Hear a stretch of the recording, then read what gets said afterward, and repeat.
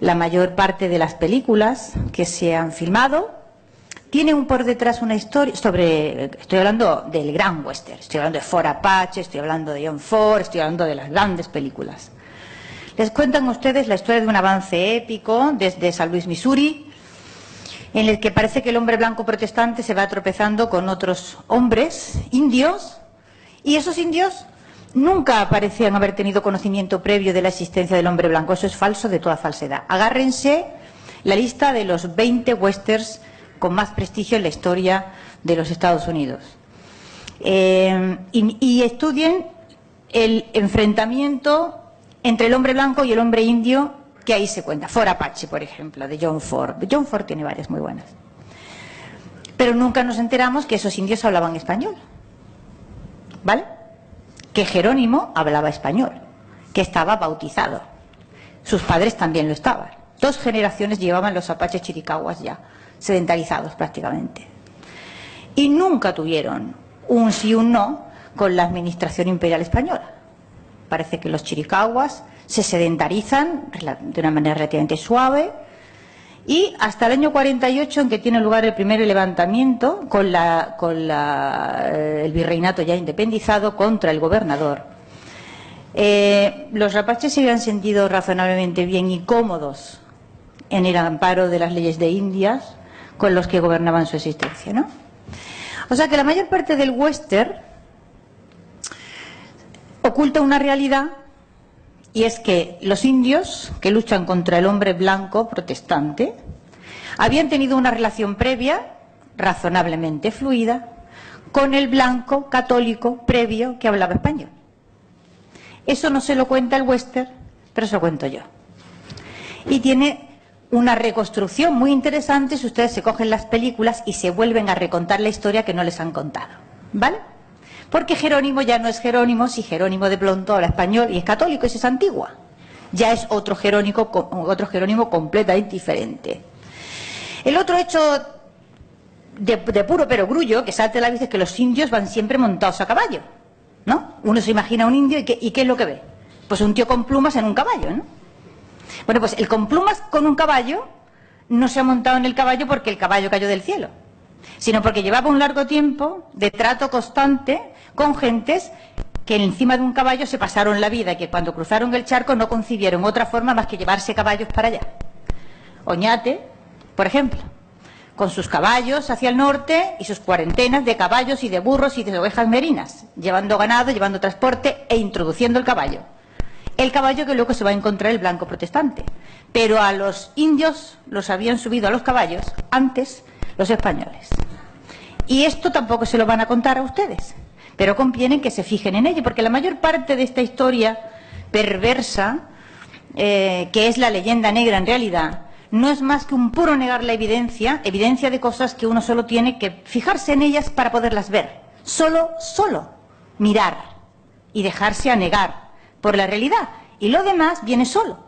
Lo que se está representando ahora mismo en varios colegios de California, el día 12 de octubre, es una especie de obrilla en la que unos alumnos en primaria se disfrazan de indios y otros alumnos se disfrazan nuevamente de monjes franciscanos, que era la mayoría de la tropa que había, ¿no? Y entonces los franciscanos azotan a los indios, los obligan a trabajar, ¿vale? Y los maltratan muchísimo. Y esa es la celebración del 12 de octubre. Y esto, claro, gratis nunca hay nada. O sea que cada vez que se escribe una puntada nueva en la historia de la leyenda negra hay que pensar por qué se escribe y cuál es la razón que la justifica. Gratis jamás. La puntada siempre existe y siempre es puntada con dinero. Casi siempre. La que se va a escribir ahora, en los próximos años en los Estados Unidos, tiene que ver con el hecho de que el blanco protestante no va a asumir el hecho de que la población nativa de los Estados Unidos desapareció, prácticamente. Ahora se ha puesto de moda el indigenismo en distintas... La cosa va a más, en los departamentos de historia, etcétera, etcétera, de un lado a todo el país. Y claro, como es que es como muy evidente que apenas quedan Native Americans, pues alguien va a tener la culpa de que no queden. Y la culpa, les puedo asegurar que no va a ser ni Custer, ni va a tener tampoco el coronel Fremont, ni va a ser de ninguna de las expediciones de castigo, ni de las reducciones, ni de las condiciones penosísimas a que se vieron sometidos los modos de vida de los indios. Por ejemplo, Jerónimo, ¿vale?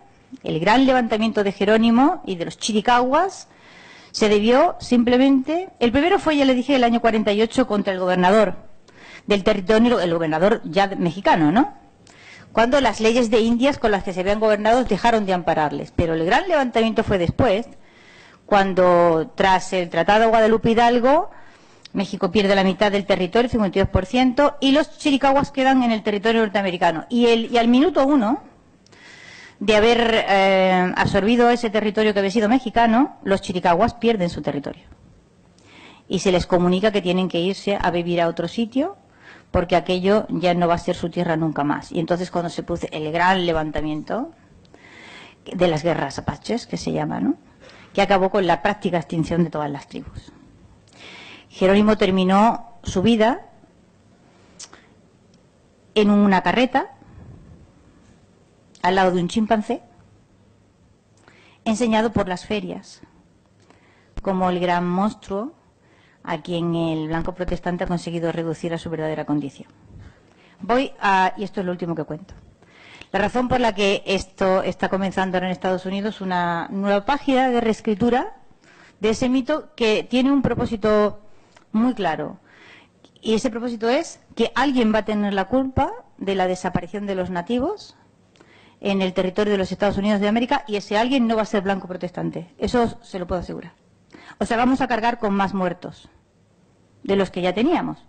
Nos da igual, porque habíamos cargado ya con tanto muerto a lo largo de la historia, que total, terminar cargando con la muerte de los navajos y los cheyennes, y etcétera, etcétera, etcétera, por más que no se vio un español nunca muy implicado en la desaparición de esto, pero en fin, teniendo al malo fabricado, cuesta muy poco trabajo colgarle una barbaridad más.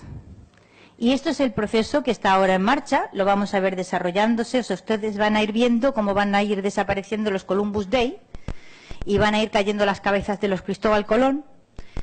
Y lo doloroso de esto, lo penoso de esto, es que los hispanos que viven en territorio de los Estados Unidos no se dan por aludidos y no son capaces de entender hasta qué punto eso es un ataque a su mundo y a su cultura.